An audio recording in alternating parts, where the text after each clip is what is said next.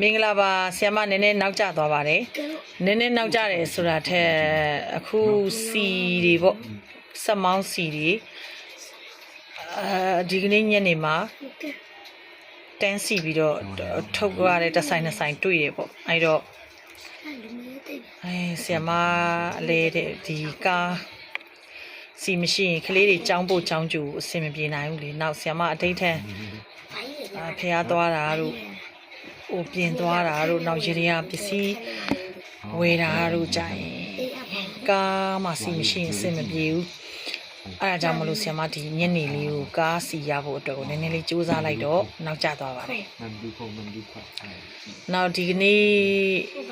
မှာကနေ့လေကစပြီးတော့အခုချိန်ထိကိုအလုပ်ဘေးရင်ဟောတာပေါ့ဘေးရင်ဟောတာတွေရေရအစီရင်နေလုပ်ပေးတာနောက်ဟိုရှမ်းပြည်ဘက်ကမှာထားတဲ့အဆောင်အစီရင်နေနောက်စီဖော်လို့ရနော်မိုက်ဗရမ ्या လက်ပတ်တွေဗရမ ्या ဆွဲကြိုးတွေနီလာလက်ပတ်တွေနီလာဆွဲကြိုးတွေလုပ်နေရတဲ့အခါကြတော့ဆင်မကမနေ့ကပို့မှာဆိုတော့နည်းနည်းလေးရုန်းကန်ရတယ်ပေါ့ဒီနေ့တော်တော်ပင်ပန်းပါတယ်နော်အဲ့တော့နည်းနည်းနောက်ကျသွားတယ်စိတ်မဆိုးပါနဲ့အဲ့တော့မနေ့ဖန်ကတောက်ကြ24ရက်ပေါ့24ရက်9လ2026 24ရက်တောက်ကြနေအတွက်ကိုကြာတာပရိနေ့ည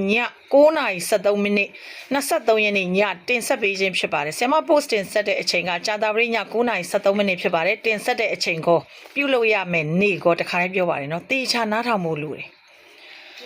ဆရာမရဲ့ top fan မှန်ရင်ဆရာမပရိသတ်မှန်ရင်ဘေးရင်ကိုတကယ်မျက်နှာတဲ့လူမှန်ရင်ဆရာမရဲ့စကားတွေကိုတိတိကျကျသီးသီးချာချာနားထောင်ရတယ်နောက်တစ်ခုကြုံရင်တခါလေးပြောသွားအောင်မယ်ဆရာမကလေဆရာမထက်အသက်ဘလောက်ငယ်ငယ်ဆရာခေါ်ထိုက်တဲ့လူဆိုရင်ဆရာမကမိန်းကလေးကိုထက်ငယ်လို့ဆရာခေါ်ထိုက်ရင်လေဆရာမခေါ်ပါတယ်ယောက်ျားလေးသားသားတွေဆရာမထက်တော်နေတယ်ဆရာမလေးစားရတဲ့အထဲမှာပါနေတယ်ဆိုရင်ဆရာခေါ်ပါတယ်ကိုကဆရာပဲကိုကအသက်ကြီးတာပဲဟလာကိုကမွေးရင်ကိုသားလောက်ပဲရှိတာပဲငါလောက်မှအသက်မကြီးပဲနဲ့သူကသူဆရာဖြစ်ဖြစ်ပါဖြစ်ဖြစ်မောင်လေးခေါ်လိုက်သမီးခေါ်လိုက်ညီမလို့ခေါ်လိုက်အဲ့လိုမျိုးမလုပ်ဘူးတိလားဆရာမအဲ့လိုလေအဲ့တော့မနေ့ဖန်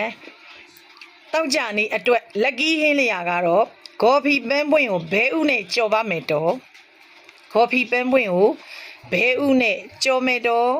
မြတ်စွာဘုရားကိုလည်းလှူမယ်ကိုကိုတိုင်းလည်းစားမယ်တော့ဂေါ်ဖီပန်းပွင့်ကြော်နဲ့ဘဲဥနဲ့စားရင်လည်းမနေ့ဖန်နောက်ဆုံးပိတ်အိတ်နဲ့လွင်နိုင်ကြပါစေတော့ချဲ